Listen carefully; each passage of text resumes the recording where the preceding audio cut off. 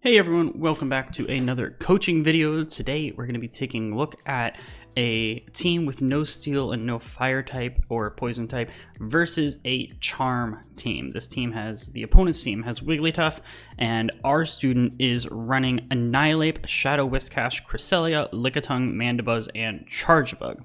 A fairly neutral all-around team.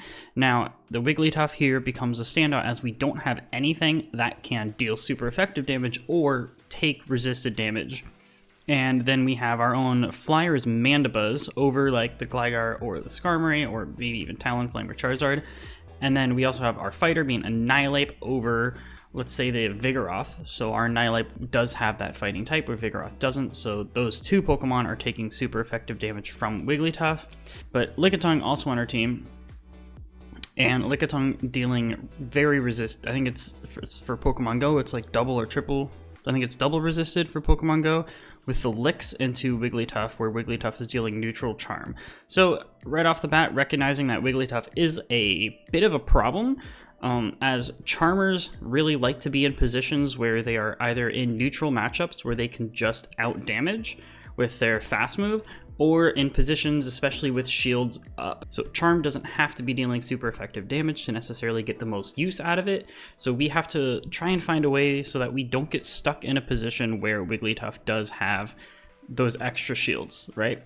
Charmers don't like to get hit with charge moves, and that is pretty much what we have to do to try and win here, because we don't have any hard counter or resisted damage. So right off the bat, Lickitung Mirror. This Lickitung Mirror, it's fine. Our Lickitung does usually win CMP. This is one of the very few IV products that will be this Lickitung that we're running here. So our opponent just happens to have that going for him. But we also need to note that our entire team has like no fast move pressure. We're running Lickitung. Lickitung's got Lick, Whiscash, Mudshot, Cresselia, Psycho Cut. But the biggest, I guess, like the biggest, hardest hitting charge move, we do have a Moonblast. But after that, Scald is the next biggest hitting. So we have a whole lot of chip damage on this team, which isn't necessarily the best into Charm. Charm is more afraid of like those bigger hitting moves because it forces you to shield, and Charmers want to have shields. So right here, this is something to note. So we are throwing. Our opponent has already thrown, right? You can notice our health bar. So our opponent has already thrown one where we decided to let him throw and go over because we know we lost CMP, so might as well double up. So here we double up and throw. Since it is Lick, our opponent gets in, it's just one move off, so our opponent gets their Body Slam. So the second only throw is on CMP. Now this will be important here in a second. We are going to let this go. But now we know that our opponent is energy dry. We come in with Whiscash here, and here at this point, test for those of you at home, what charge move does this have to be? If you guessed Body Slam, that is correct. This has to be a Body Slam. Our opponent does not nearly have enough energy for a Power Whip. So we could, in theory, let this go. It does about, I think it's a Shadow Whiscash, give or take around 30% damage. So we, in theory, could let this go. Maybe not the best. So just in case you're wondering what charge move that is, that's how you can tell. The shield is fine, but we are down shield, but we have Switch. And a tiny bit of energy on Whiscash in exchange for some health. So Goodra comes in. Preferably, of course, we would probably rather have Cresselia here. So we're going to switch here. I do think, or we're not at 2 Mud Bombs yet. We're one short of 2 Mud Bombs. I do think at least throw one more and switch, just so you have the charge move for when you come back in. But that's fine. And our opponent switches. The Mud Bomb lands. So right there, I think we should be either charging up to the next Mud Bomb or throwing 2, because we don't have tempo, really. We have energy, but we don't have like even shields. We have Switch, we have a little bit of energy, but we don't have like a really scary charge move, unless our opponent, I don't know, has like a Bastiodon or something. Then yes, this Whiscash is very scary. but our opponent does not. So we throw this one mud bomb, and so we either need to throw one more mud shot to have the next mud bomb for when we come back, or charge up a little more before switching, or throw the next mud bomb. I think a lot of the options other than just switch right away, I think could have been a little bit stronger here. Noticing that our opponent has not used a shield yet, right? So Gudra just came in, Whiscash has a bunch of energy, our opponent has not used a shield, and that's a pretty good sign that there is a Wigglytuff in the back. So this is why I think possibly even just throwing the next Mud Bomb to really pressure the Gudra, because the first one did about 40%. I mean, Gudra's not the tankiest Pokemon at all. So even just threatening to throw the next to bring it down into the red, and then at that point, Gudra's basically useless. Like, our opponent hasn't seen our Pokemon in the back, so if we throw another Mud Bomb and they let it through, it puts Gudra at a really low health position where perhaps we have something in the back that could have enough fast move pressure to farm it down before Gudra gets to a charge move, because it is just running Dragon Breath, which doesn't charge super fast, right?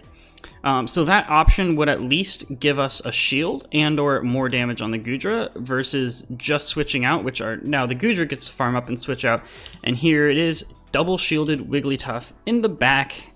This is a very cheeky, pretty easy to play game one strat if you happen to be in a situation that the opponent is in here, where there's nothing super, like there's nothing that hard checks Wigglytuff. There's a lot of things that go neutral, but there's nothing that hard checks Wigglytuff. So if you have the advantage, like the shield advantage, then you can just double shield the Wigglytuff in the back.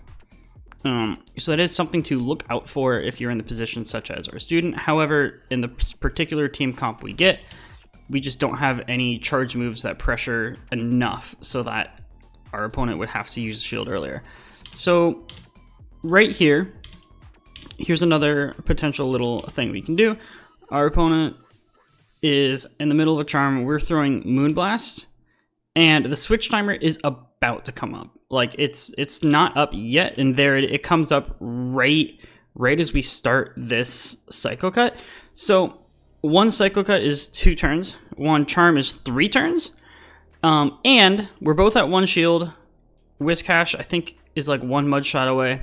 But Whiscash does lose CMP to the Wigglytuff. So either way, regardless of if we like switch right away or do 1 Psycho Cut, but we need to switch way sooner.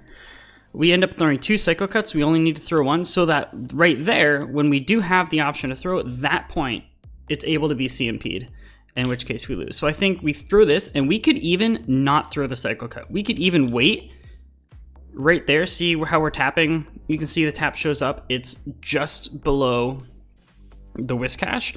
So we need to either be tapping already right on the image or wait just for that literal fraction of a second, right?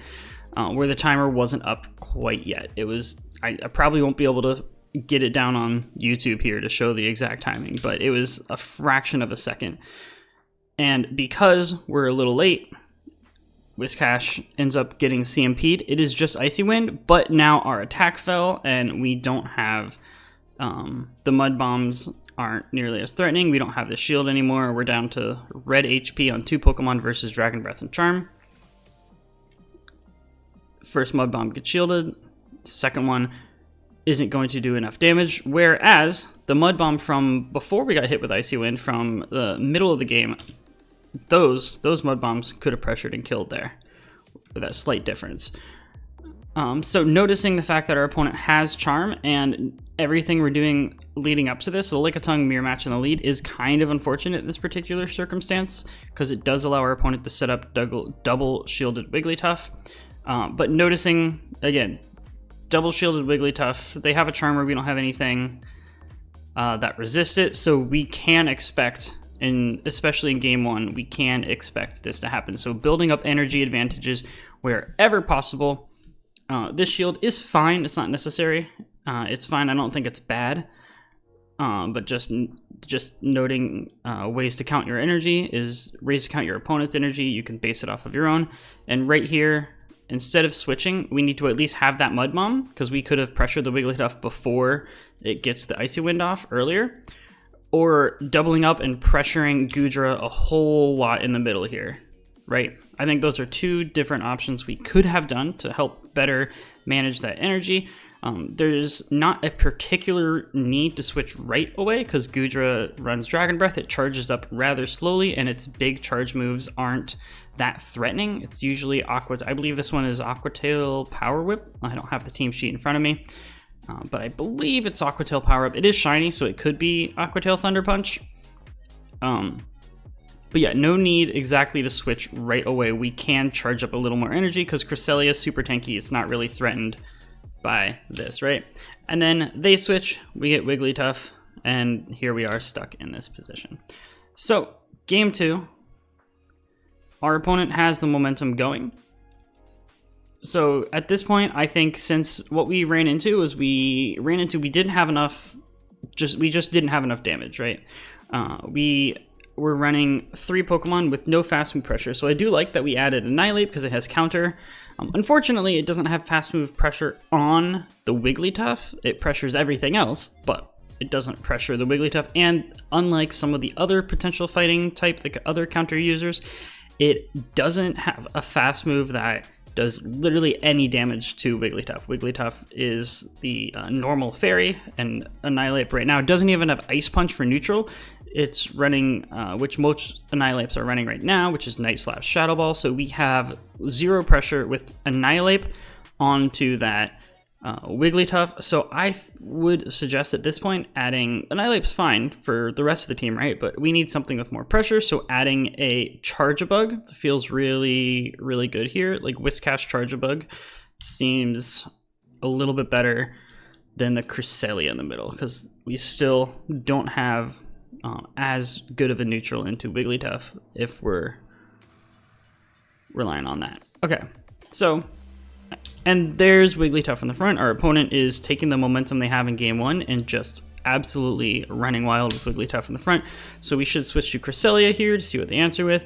They're going to come in Lickitung, right? So Lickitung comes in. So Lickitung, I believe, is their only grass type user on their team. Again, I apologize, I don't have the team sheet, but this opens up the door for saying, all right, Shadow Whiscash is the way to go here. So to kill Wigglytuff with Shadow Whiscash, we need to land 1 Scald, 1 Mud Bomb, and the Mud Shots in between, or back-to-back double Scald if we happen to be in that situation.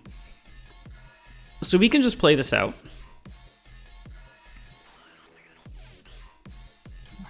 Body Slam, blah, blah, blah, blah, blah. I'll skip through some of this. And yeah, not quite using shields yet. That's fine. So the only thing, so yeah, we need to overload the Whiscash with as much as possible. Whiscash looking like potential win condition. Even if there's Goodra there, we saw that with Shadow Whiscash, just 1 Mud Bomb was about 40%. So our opponent has used a shield here. So now you're in a better position. We should let this go, I believe, and farm down. Oh, all right. Are we going to get to the next move? All right, we get to the Grass Knot. I think we could have... Okay. A little confused at the opponent there. But I guess... So our opponent is forcing to keep Switch, to keep Wigglytuff on Annihilate. But now Wigglytuff doesn't have any shields. And I don't think it has... It definitely doesn't have a charge move ready. So Wigglytuff with no shields and no charge move. We have Whiscash and it has 1 charm. And it needs, I believe it's 6 charms to Icy Wind. So this puts us in a position that becomes much more playable. Farming down with Annihilate so that we don't have to take a move on Whiscash, so we should be letting this go. It should just be always power up, that's fine. But that's fine. So here, we need to just charge up, I believe. Throwing the first one, we're going to take 2 Mud Bombs to knock this thing out.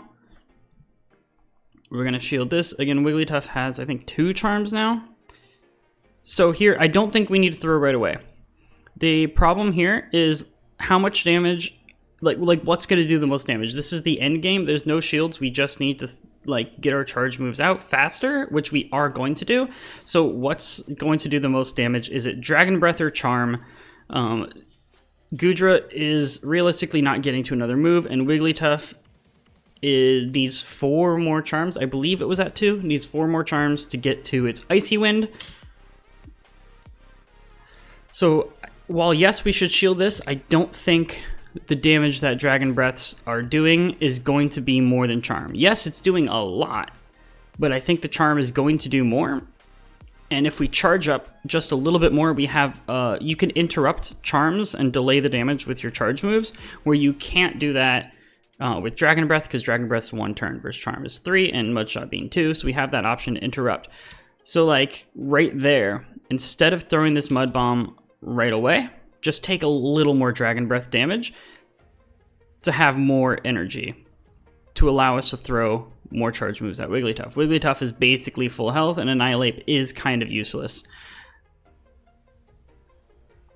So we get to our Scald. Again, it's going to take 2 charge moves, Scald and 1 Mud Bomb, and we are 1 short. But if we had come out of this matchup with more energy, let's say less health but more energy, then Wigglytuff comes in, you can throw 1 Mud Shot and your charge move, and Wigglytuff only gets 1 charm. And then we could do it back to back, right? And we would take more damage from the Dragon Breaths, but there wouldn't be as many charms because we would have killed the Wigglytuff sooner. You might actually be able to kill with a Shadow Ball here. Unfortunately, you're not going to get to one. Annihilate, unfortunately, was kind of useless. A little bit risky to play Annihilate, specifically into this team comp.